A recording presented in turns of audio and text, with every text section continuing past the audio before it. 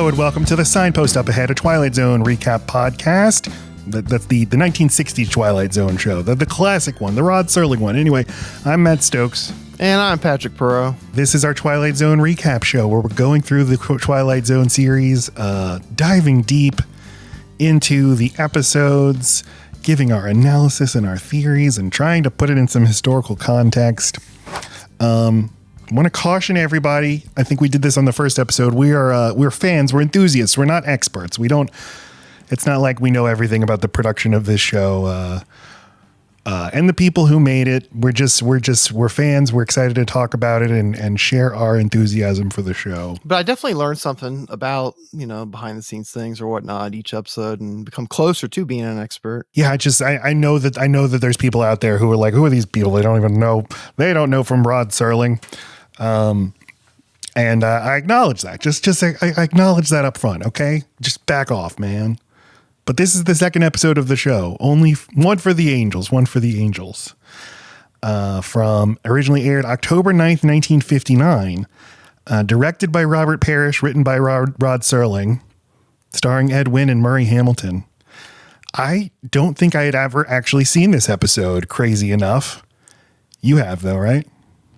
I'm pretty sure I've seen every episode, most of them multiple times, some of them just once. So yeah, and I remembered it to a degree when I was rewatching it.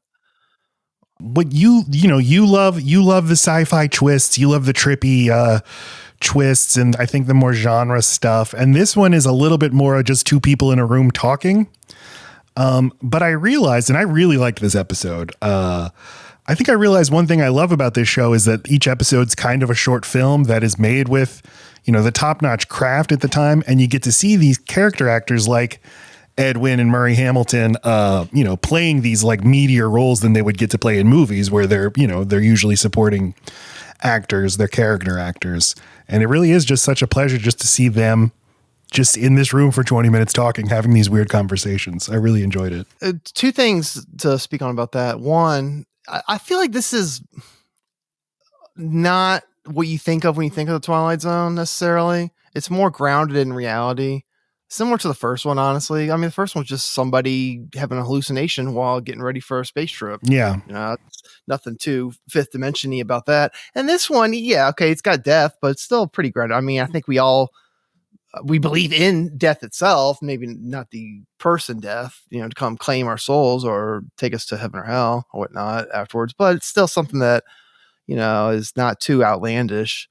But just having the character death himself and the way he was portrayed by Murray Hamilton, it was just fantastic. And it was a great, great pleasure to watch both of these two actors. And I wonder what it was like for people back in the 50s and 60s to see these people that they're much more familiar with than I am, because basically every episode has some real actor, some famous person, I've never seen the Jaws movies, that I've never seen Amityville Horror. That's insane that you've never seen Jaws.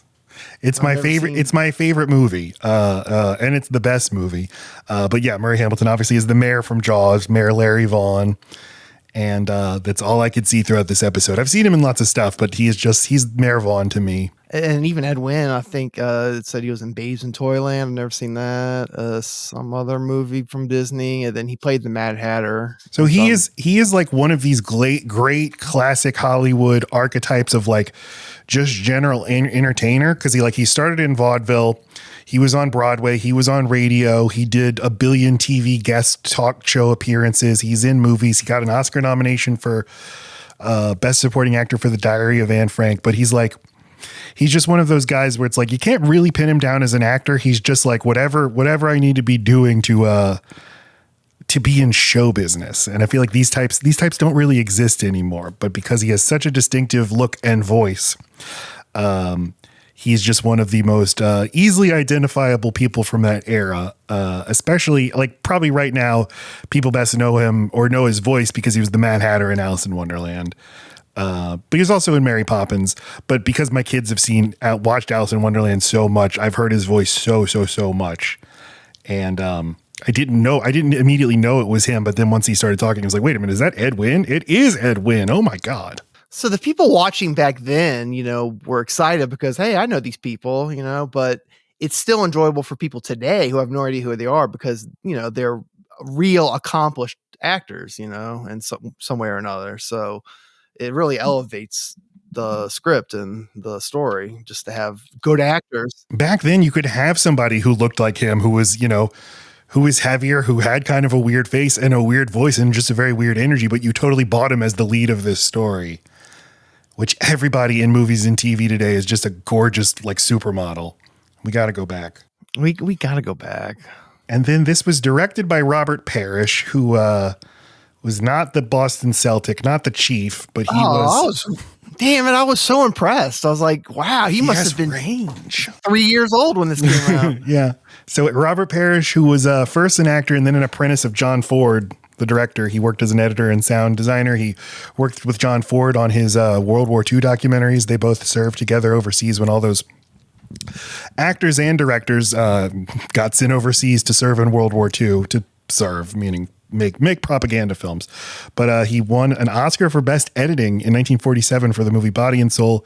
He directed a million movies. He directed some of my favorite episodes of The Twilight Zone, like A Stop at Willoughby. And that too is just why what's so great about this show is you just have like these veteran, top-notch craftsmen working behind the scenes, and you're you're in good hands. Nothing exceptional happens in terms of how this is directed, but I think that it gets such a specific tone of both of horror and and comedy and whimsy, and ultimately it's pretty heartwarming.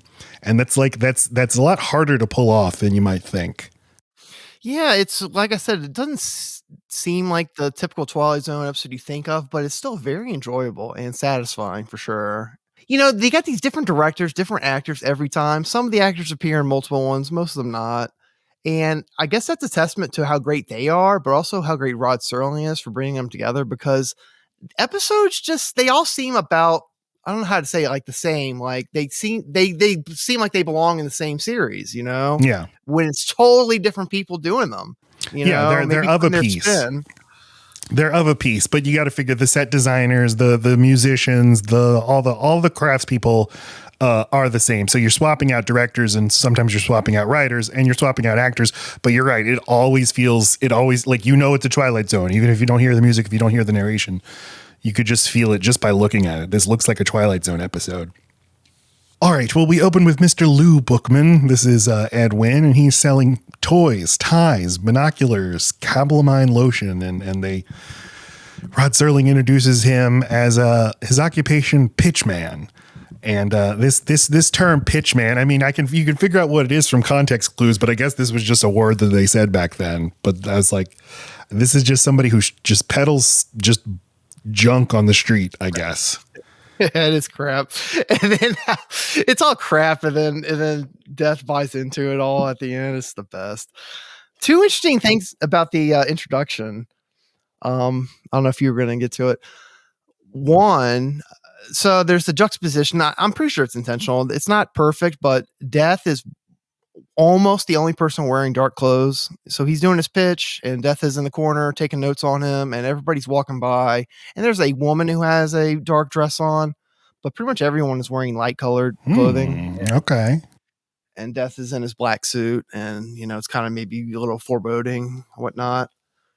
Thought that was interesting because I like I said last week, there's so many little details in just about every episode that if you watch them enough, you'll start noticing things that I believe are intentional almost every time. Yeah, absolutely. And even if you don't like, if you can't put it into words, even if you're not literally noticing that, he's the only one dressed in dark colors, you feel it because he immediately stands out. Obviously he is staring intently and writing, and that's very alarming, but you can also just detect he's dressed a little differently. He stands out. I love in anything when somebody is just standing, focusing intently on somebody else, and just like, there's something so unnerving about it. Yeah, absolutely. In fact, he even does. Okay, so this is what I really love. And I don't know how I didn't notice it until this afternoon because it's really obvious. But this is, as far as I can remember, there could be another one that we come across, but this is the only fourth wall break that I've ever noticed in the Twilight Zone. Serling's given his monologue real quick. And at the very end, he says, Mr. Death. And then Death looks straight at the camera. Yeah, he spikes the camera and then the music sting. And I was like, dude, that's so awesome. Like, because he's Death, you know, he's otherworldly. He's greater than these characters. He's even seeing us. He can see through the TV. Yes, that's like creepy and cool. He might have spotted you. Did you spot the Death? I don't know. I just never noticed a fourth wall break in the Twilight Zone before, and you could say it's just because it's episode 2, but I think very little is done unintentionally. So yeah, that was a really interesting fourth wall break that I really, really appreciated. They're figuring out the show first. They're certainly figuring out the show and what it is and what kind of tricks it's going to use, and they don't return to the fourth wall break, but it is so effective because, like you said, it's Death. And he might literally be able to see me on my living room floor of my family room in front of my tube television. If it was just some other nefarious human, you know, looking into the camera, like a murderer or stalker or something, and he looks in the camera, I don't buy it. I don't like it. I don't enjoy that at all. But it's Death. And as soon as he heard his name, he stares in the camera at us. And I thought, yeah, that's great. Yeah, probably like 30 million people watched this episode when it aired live. Probably more than that. So yeah, like a third of them shit their pants when that happened. Okay, so Lew Bookman at Wynn, he's beloved by the kids of the neighborhood. This is a very idealized little neighborhood in a big city where all the kids, none of whom appear to have parents, they love this creepy old man because he gives them free toys, and apparently they all have ice cream on the streets together after supper. Don't look too much into it, but there's this little girl named Maggie, and she asks him, like, what are you selling today, Lew? And he's like, oh, I'm selling these robot toys. And he gives him the robot toys. And then he's like, he's got to go upstairs to his apartment, but don't forget, we're going to have ice cream after supper, just like we do every day. Don't forget the ice cream now, he says. But then once he gets to his apartment, there's a man in there who he doesn't seem that disturbed to see a man just sitting in his apartment. Yeah, I think that's part of the lightheartedness of the episode. And then, so the portrayal of Death, I think, is totally on point. I think when people nowadays think about Death, they think of him as like a servant to the devil, which, you know, I don't think he ever was. I mean, maybe in some sort of mythology he was, but I mean, basically Death is just, he's for, as you see at the end, he's for God and the devil. I mean, he's not for either of them. He's just taking people who are passing on and bringing them to the afterlife. He's a no nonsense. He's like an accountant or a tax collector in this episode. You know, he's not mean or nice. He just is, and he's just doing his business, and it's all just a business. You know, like, okay, and well, he's a little bored. Murray Hamilton's playing him. He's always slouching. He's got his face in his hand. But I think that there is a tradition. On Load Bearing Beams, we did an episode about Beetlejuice, and I remember doing some research into the long history of like the afterlife being portrayed as a boring bureaucracy. And I can't really remember what other examples there are other than Beetlejuice, but if you think about it, it makes tons of sense, because what's a thing that's been happening over and over and over again for all of humanity? People die. So if it's somebody's job to deal with that, it would of course be like a very boring bureaucracy. Yeah, no, he's been doing this over and over and over and over for a million years. And I think that might be kind of, because I got a lot of questions and theories as to the specifics of the episode I don't want to get into. And maybe he's just Death is trying to make this one a little more interesting or something. Oh, because, you know, okay, go ahead. Oh, well, you can read it that way, and you can read it as like he did all of this by design. Well, because I got so many questions. Okay, I mean, I guess we should get to that part. Or describe the episode. So yeah, he's like sitting in his apartment. He's always sitting on this elevated chair, and Ed Wynn is like not that weirded out. He's just like, oh, hello, what do you want? And he starts telling him, he's like, you're Mr. Lew Bookman. You were born in 1890. Your parents are Henry and Loretta or whatever. And he's like, you should know that about me, mister. So then he informs him, your departure is at midnight. And he's like, my departure? So you're like, you know what's happening before he does. But then Maggie, the girl, knocks on the door. She's having trouble with her toy. She comes in and he's like, hey, say hello to this man who's in my apartment. She's like, what man? So yeah, nobody else can see the man, just him. And, then he basically tells him like, yeah, it's your turn to die. When people die of natural causes, I come and I visit them, and it's time to make arrangements. What arrangements need to be made? I don't know. You got to make arrangements. And they even have an appeals process too. Yes. And he's like, don't I have anything to say about it? And he's like, well, I mean, sometimes we'll listen. Yeah. In extenuating circumstances, he says there's cases of hardship. There's priority cases like scientists, statesmen, men on the verge of amazing discoveries, and people with unfinished business of a major nature. And so Lew Bookman is like, okay, well, I have unfinished business. And he's like, well, what? I haven't seen the Zulu warriors dance, so I got to go to that Zulu country. I got to go to that Zulu country. And he's like, no, that's not good enough. And he says, what I'd really like to do is make a great pitch. And again, this we use the word pitch in the business sense, but it doesn't mean exactly the same thing. I love hearing this sort of older language where it's like this word, it means something similar to what it means today, but you're like, you have to take a few steps to understand what he's saying. I'd really love to make an amazing pitch, a pitch for the angels. And then for once in my life, the children would be very proud of me. And he says, I've always had a fondness for children. And then Death says, yes, it's all in the notes. That's all here in my records or whatever he says. Death knows that the children he's very fond of them. Yeah.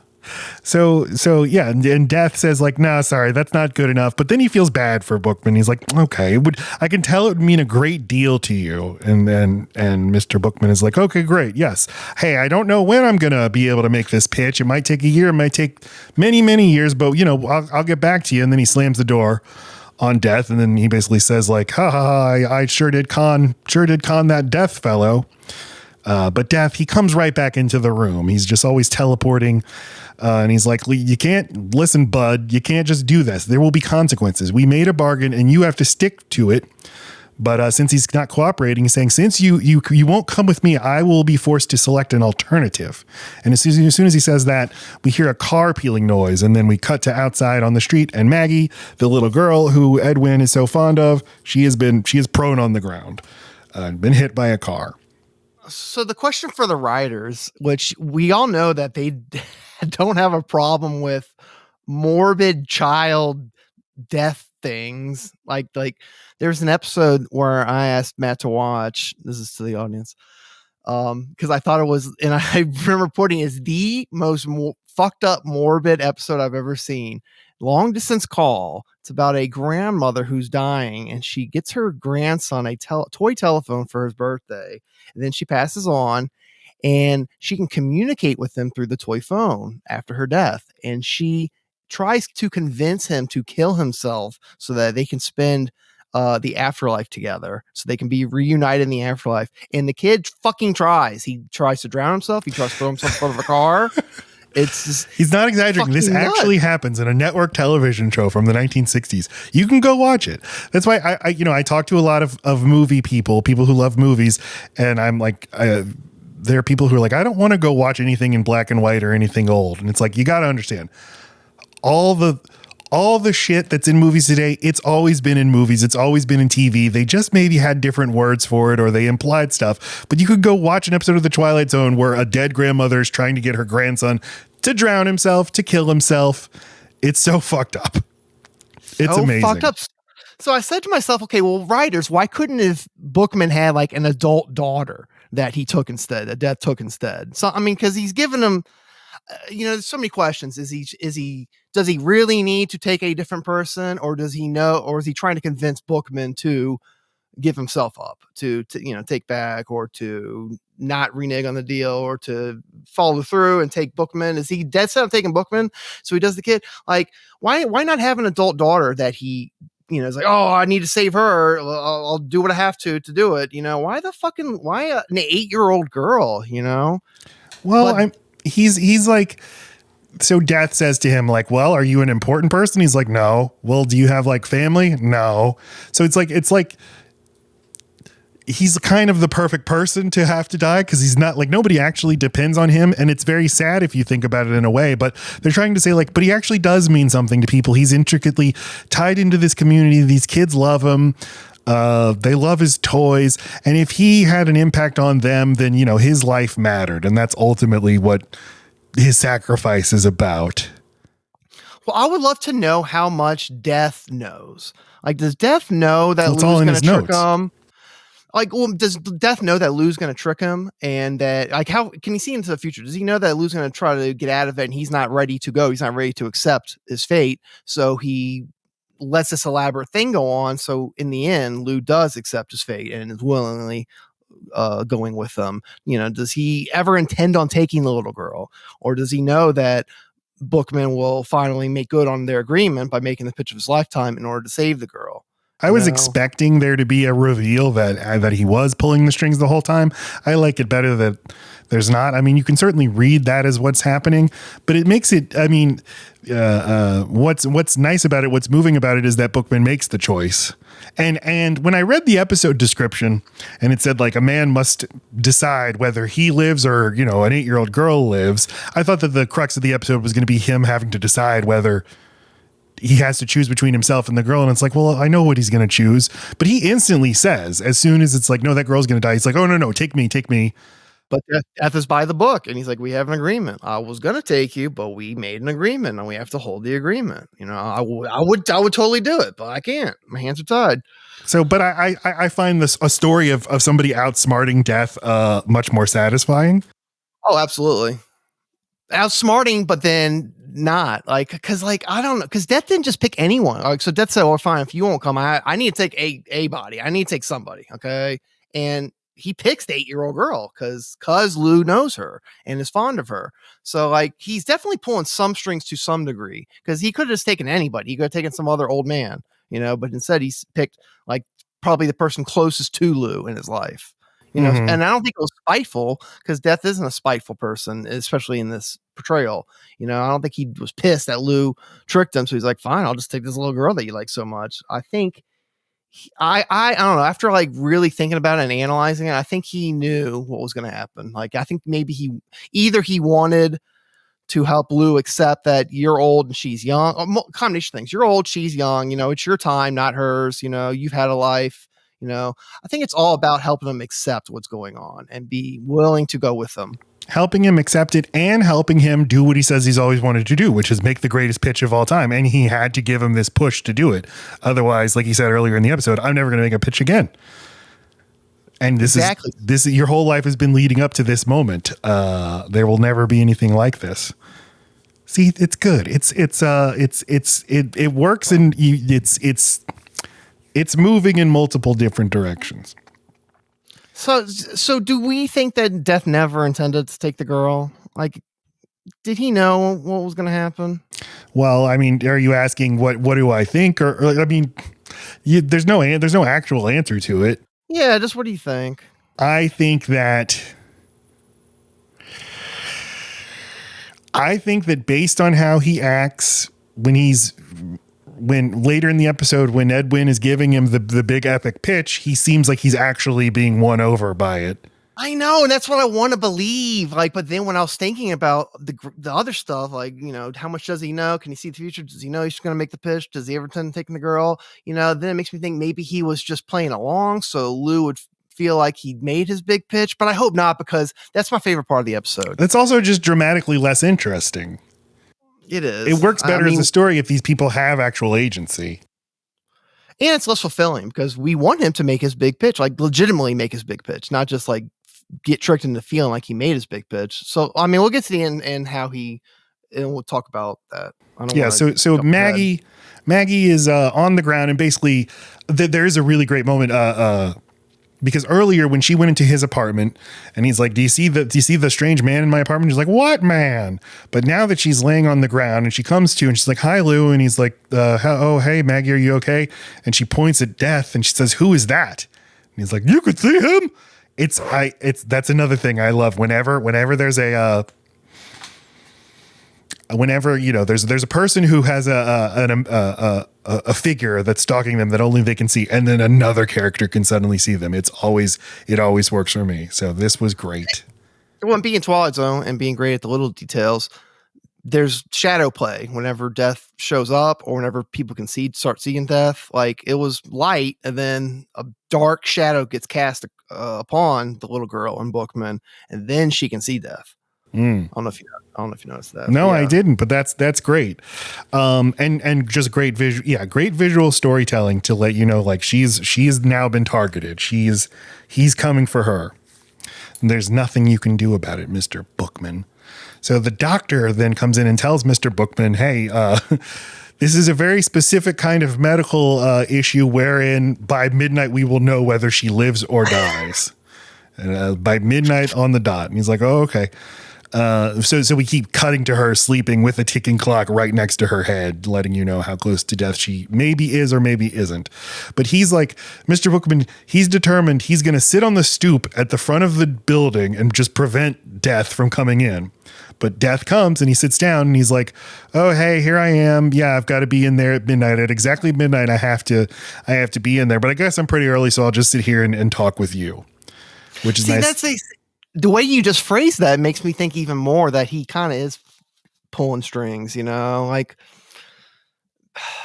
I don't know. Cause like he can see the future to a degree cause he knows who's going to die and when. Does he? So it's just, well, I mean, he shows up. I mean, Lew's not dead, but he knows it's his time. So he's got his appointment to go pick him up and bring him I to the figure afterlife. that God or whoever knows, but maybe he doesn't. But maybe he is God. The God of death. He's a god, I guess. I mean, he's greater than humanity, for sure. And Bookman is the god of pitching. Well, he becomes the god of pitching. I think he sucked up till then. That's what the whole journey is him really unleashing his god powers. So he's like, I have to get in there at precisely midnight. Well, what happens if you don't? And he's like, well, if I don't, the whole timetable would be upset. It's unheard of. We're doing the movie The Santa Claus on Load Bearing Beams, the Tim Allen movie. You're familiar with this movie? I am. Okay, so Tim Allen goes up to the North Pole and he's like, oh, I don't want to be Santa Claus. And like, you got to be Santa Claus. He's like, well, what if I don't? And everybody gasps and they're like, don't even joke about a thing like that. If you're not Santa, then all the kids are going to be very disappointed. And I love whenever it's put in. These are the stakes. The whole timetable would be upset. It's unheard of. It's like, okay, and what? And then that also makes me think, oh yeah, then what? Yeah, of course. I mean, I guess to Lew. Okay, so then now I'm also questioning Lew's motive. Is he just trying to delay death until after midnight and then he can trick him again? He cheated him again, haha. Or is he trying to do the pitch? Or is he really trying to actually do the pitch? Because he realizes once it's 12:01 and he's talking death again, he's like, yeah, all right, well, that was the pitch. That was the one I always wanted to do. Let's go. I'm ready to go with you now. So was he just at first, was he just trying to delay death until 12:01, or was he trying to finish the pitch and finish their agreement before 12 so that he would take Lew instead? No, I think that he was just sitting down on the stoop, literally like, I'm just going to block him however I can. And then he learns that Mr. Death, Murray Hamilton, is like, I literally have to be there at midnight. If I'm not there at literal midnight, then everything is thrown off. And that's when Lew gets the idea. Well, now's when I pitch like I've never pitched before, just to delay, just to distract him. I agree, but then I think he, along the way, or at some point he accepted it. Yeah, I agree. That was his intention at the beginning, was just a delay. But then after he did it, I guess he felt this big sense of accomplishment. He saved a child's life. He gave the pitch that he always wanted to give. He accomplished what he wanted, and he was ready. And he didn't want to take a chance of something else happening. So he's like, all right, well, I'm ready. I really like that you don't have a moment where he's like, I know what I'll do, or I know what I have to do. You just see it playing out and him figuring out as it goes. Subtle ambiguity is a dying art in film. Like, they spell out everything for the audience nowadays. There's no could be this, could be that. Doesn't really matter for the plot or the story or, whatever, but just something to think about, Yeah, I think I kind of agree with you. I think that ambiguity, especially moral ambiguity, everybody wants all the media they consume to tell them what to think and then to tell them whether like it's good or bad what they're seeing on screen. And yeah, it's a problem. Twilight Zone just is, and then it's up to you to decide what you think. What do you think about really happened, or what their motivations are, or what do you think you would do, and how you should. Yeah, it's much more open ended and fun for the audience, I think, or fulfilling for the audience, not just fun, fulfilling. Yeah, so he opens up his little suitcase and he starts pitching all the bullshit he has. Like, I've got calamine lotion, I've got washcloths, suntan oil, eczema powder. How about some nice cashmere socks? It's not just bullshit he's selling, it's bullshit coming out of his mouth. He says that they have to tie the fake silk onto like birds' necks and fly them across the Atlantic 839 times just to make one spool. I was worried that as he's about to start to pitch and then it dissolves away, and I was like, oh God, are they really not going to show it? But no, they do. Because it's like one of those things like where if you're watching a movie about a band or you're watching a movie about a comedian, it's like you have to show the actor doing the comedy routine, but it can never be as funny as a real comedian, that kind of thing. Like, how good is this pitch actually going to be? And it's not like, I don't know. These two actors sell it. He really sells it, and Murray Hamilton does such a great job. At first, he's like amused by it. He's like, oh, I like this guy. But then he's starting to be like, I really could use that thread. I really could use all these ties. Somehow he's got money though, because he's like, I'll buy them all. And he starts pulling out his wallet. He's like, I'll buy all of them. And he gets this brown paper bag. He's like, throw them all in. I want it all. Everything you got, give it to me. And that's my favorite part that was always my favorite part, because he's just the whole episode. He's been this no nonsense, just straight laced, again, not mean, not nice, just business. 100% business, and then he just gets enthralled in this pitch, and I'm sure at first he kind of knew what was going on, but then he just gets into it and more into it and more into it. And he starts sweating and his hair gets disheveled. Yeah, because his hair is so like perfectly slicked back with Brill cream, but over the course of 10 minutes it goes suddenly all down and he's just covered in sweat. He's so won over by the raw sexual energy of Ed Wynn pitching the ties, and then I'll take it all. Yeah, it's just so. It's again, I say the word juxtaposition a lot, but just the way he was playing himself up to then, and then he turns into that is just so funny. I mean, if he had been humorous, throughout the episode, it wouldn't have been as funny, or as entertaining. But again, he was just 100% business, and then the pitch starts, and he just unravels. Death just fucking unravels into this little kid who's wide eyed and wow, and I want them all. And what does Mr. Bookman do? He has a great relationship with the children, and Death is really just a child at the end of the day.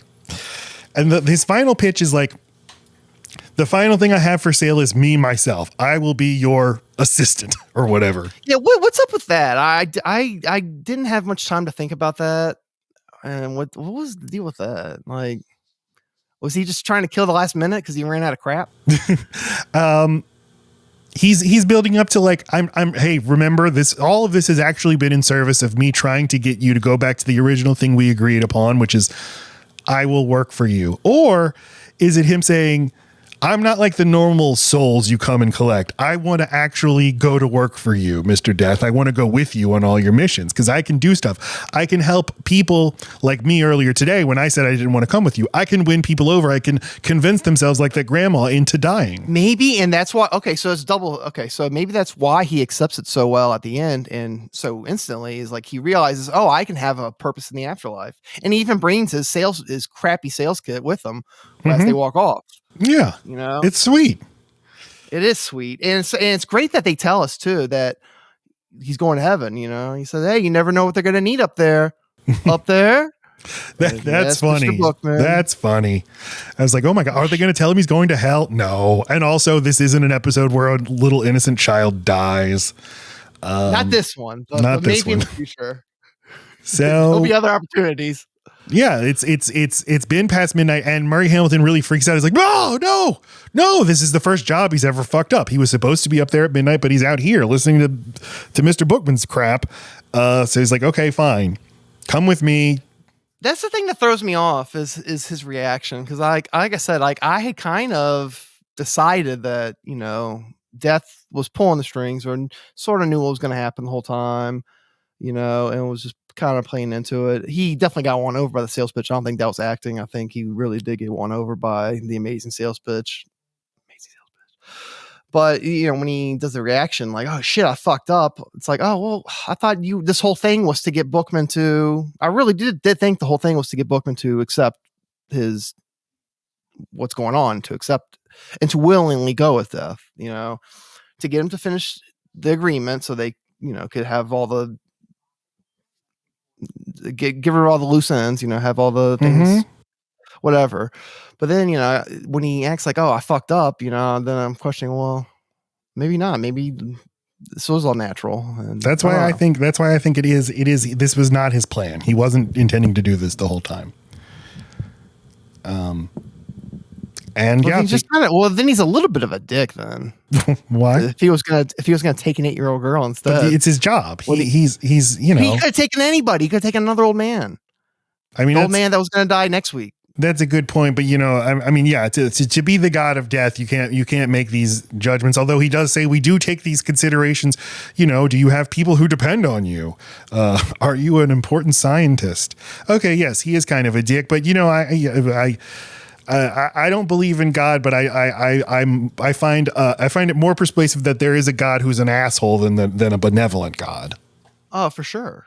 Why else would all kinds of things exist? Why else would Bill Mooney die in an episode or almost die? So yeah, they walk off together. They're going to be best friends. This is the beginning of a beautiful friendship. They go into the afterlife, and you're like, boy, that was 22 minutes of amazing television, and it just flies right by, doesn't it, folks? Dude, it really it felt like 10 minutes. Like I was reading a review for it, or I was trying to find like extra information or extra trivia or whatever, and somebody was like, there's way too much exposition with like the appeals process and stipulations and that. And I was like, dude, that's like fucking 4 minutes. Like this thing just is very, very quick. Like it's the quickest 24 minutes in television. Exposition. I mean, that's just the story. I mean, that's just what I don't know.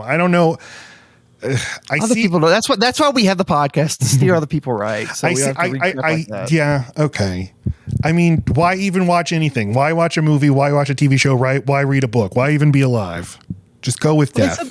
They said the exposition was too long, and they're like barely. I mean, it was barely a few minutes. It's fun. What I was gonna say is maybe okay. So why the 8-year-old girl instead of somebody else? Maybe death has to take someone, the closest thing to that person. So he got tricked. And he can't take Bookman, so he has to take like if he had a family, he'd have to take the family member or something. But he didn't have family, so he took like his best friend or something. Well, if he took somebody who if he went ahead and took somebody who Mr. Bookman would be okay with him taking, then it wasn't actually a trade-off that he had to make. He had to see it is your time. This is how it works. Okay, you don't think the rules apply to you? Then somebody else is going to have to suffer, and I'm going to have to make you feel it. And he has no one in his life except 8-year-old children. There you go. In the least creepy way. Yes. Again, this is a nice alternate world where old men who live in your building and give you toys are just your nice friend who give you ice cream. And I'm sure people like this existed. I'm sure. I don't remember from the first episode. Do we give letter grades? I think so. Yeah, we did. All right. Well, I'm going to go with B+. It's a lot of fun. I don't think it's like a top tier episode of the show, but it's just a lot of fun. I love both of these performances. I think Parrish does a very, very solid job directing. I think it maintains a very specific, tragic comic tone throughout, and I had a great time. I watched it twice today. I could watch it again. I did the same. So, it's fascinating because I don't think, well, no, we do agree on a lot. We express ourselves in completely different ways, but we agree on a lot. But, I was pleasantly surprised how much we agreed on the first episode. And I would pretty much echo everything you said about this episode. I also watched it twice today and could watch it again. It's still getting its footing as the Twilight Zone. So just like the last episode, it is sort of grounded in reality. There's nothing supernatural necessarily. I mean, I bet you most people at that time believed in something akin to death, that somebody came to claim you when you died or whatnot. It's not like the next episode has a magical gun, that's totally supernatural, fifth dimension kind of stuff. Then wait till you get to the fourth episode, that you're going to like that one. That's a good one.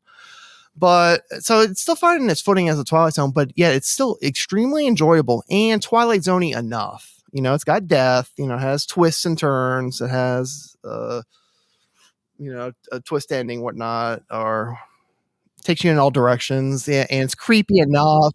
Yeah, it doesn't have like Cold War paranoia or fear of technology. Those are like the two things that I find most interesting about the show. It has neither of those. This story could be told in the 1850s. Charles Dickens literally did write this story. It was called A Christmas Carol.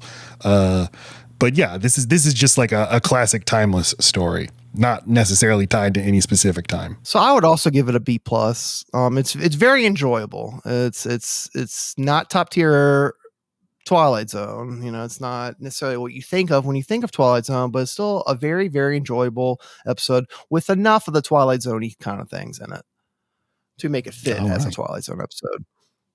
Great. Do you prefer it to the first episode? As a standalone episode of anything, probably, but as a Twilight Zone episode, no. I think the first one was much, much creepier, obviously. You know, I mean, the lighthearted is fine, you know, that's okay here and there, but that's not really what Twilight Zone's about. Mm-hmm. And first one, you know, just the feeling that somebody's watching you and all the unexplainable things happening. And it's darker, it's creepier. I mean, even in the reality of what it is, you know, just having a guy in a fucking box for 22 days. It's dark, you know? So as a Twilight Zone episode, I like the first one better, but as just an episode of anything that I'm watching, it could be of Hitchcock Hour or whatever. Yeah. I'd probably prefer this one, maybe. Okay. Well, I think I agree with that. I think that's what I would say too. All right.